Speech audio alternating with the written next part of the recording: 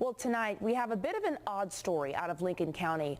A bad storm last year brought down power lines that unfortunately killed some cows that were underneath, and it cost a man more than $3,000. The big question, though, was who's responsible for paying for it. One viewer reached out to WCNC Charlotte's Bill McGinty for help on this one.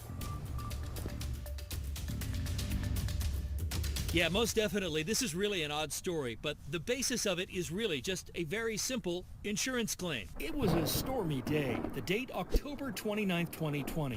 What was left of Hurricane Zeta was rolling through the Carolinas. These kinds of storms can do all kinds of damage, like down trees, power poles, and the very dangerous power lines. The latter happened in Lincoln County, the radar showing rough weather and high winds roaring through. And the outcome wasn't good for Billy Lynch, who owns a pasture where there was livestock. What it is vacant land. I have no power on that property, so I'm not actually even a Duke Power customer. The other poles on the property have been replaced several years ago. Why that particular one wasn't replaced at that time, I have no idea. That pole Billy mentioned was rotted and came down in the storm, bringing down with it live power lines. 3 cattle, one of them pregnant, were all electrocuted. No tree limb fell and broke the power lines. It was simply just a rotten pole. When Billy contacted Duke, he was referred to a third-party vendor that handles insurance claims. That vendor told Billy the storm was nature, an act of God, and that they were not responsible for the cattle.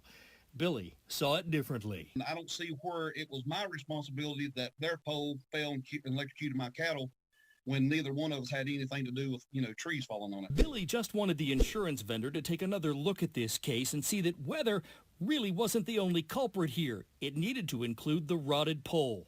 He emailed me asking for help, and I emailed Duke Energy, asking them to intervene and take another look at this, since it was their vendor denying the claim.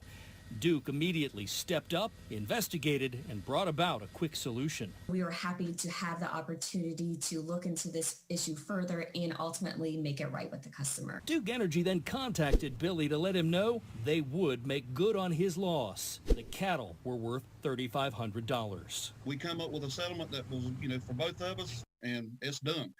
This, like I say, this has been going on since October, and you got it handled for me within 24 hours. So here's the takeaway from this story. If you have what you think is a rotted pole on your property, it's a great idea to let Duke Energy know about it. I'm your consumer investigative reporter, Bill McGinty, WCNC Charlotte. Yeah, Bill getting results there. And here's some perspective for that story. Duke Energy tells us they have around 240,000 poles in the Charlotte area. And over the past 5 years, they say they've inspected an average of 13,000 poles per year and replaced or reinforced an average of 975 poles per year.